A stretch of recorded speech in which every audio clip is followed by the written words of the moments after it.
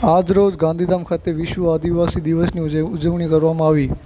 68 દેશોના વૈજ્ઞાનિકો અર્થશાસ્ત્રીઓ મળીને પર્યાવરણ તથા આદિવાસીની સમાજને બચાવવા પ્રયાસ રૂપે વર્ષ 1992માં 9 ઓગસ્ટે આંતરરાષ્ટ્રીય આદિવાસી દિવસની જાહેરાત કરી હતી। વિશ્વ આદિવાસી દિવસની ઉજવણી ગાંધીધામ સહિત વિશ્વભરમાં કરવામાં આવી હતી અને ગાંધીધામમાં આદિવાસી સમાજ અને આદિપુર રામદેવી મંદિરની ધૂમધામથી રેલી કાઢીને જનરલ ચોક ખાતે મીઠાઈ ખવડાવીને પૂર્ણાહુતિ કરવામાં આવી હતી।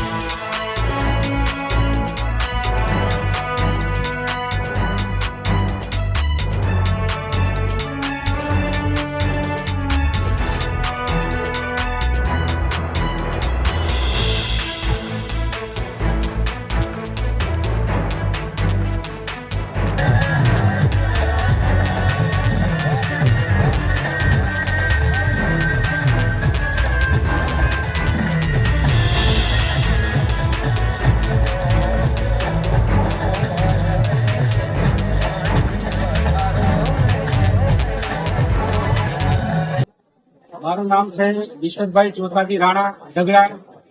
હું કચ્છ આદિવાસી યુવા સંગઠન અને સંગઠનનો પ્રમુખ છું અને યુવા સંગઠનના પ્રમુખ અમારા ભાભુભાઈ છે। અને અમારો જે આજનો પ્રોગ્રામ કરવાનો હેતુ જે છે અમારા આદિવાસી સમાજનો આજે મોટામાં મોટો દિવસ છે। એ હિસાબે અમે એકત્રિત થઈ અને એ હેતુ થઈએ છીએ કે આખા દુનિયામાં આખા ગુજરાત તો નહીં પણ ભારત અને દુનિયામાં ખબર પડવી જોઈએ અને અમારા આદિવાસી ભાઈઓનો જાહેરમાં ડંકો થવો જોઈએ અને જે અમારા અધિકારો છે એ અમને સક્ષમ રીતે મળે એવી સરકાર માંગણી કરવા ઈચ્છે છે।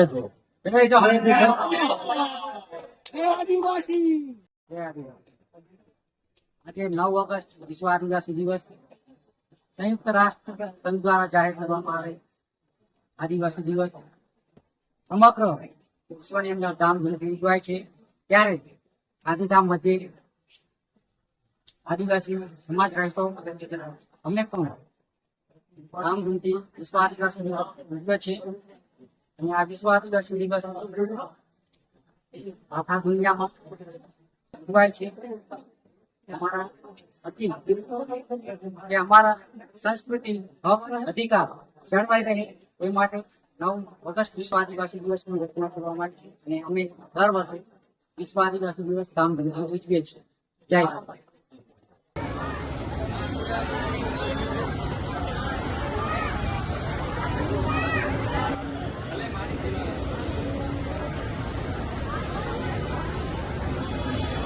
जय जवान।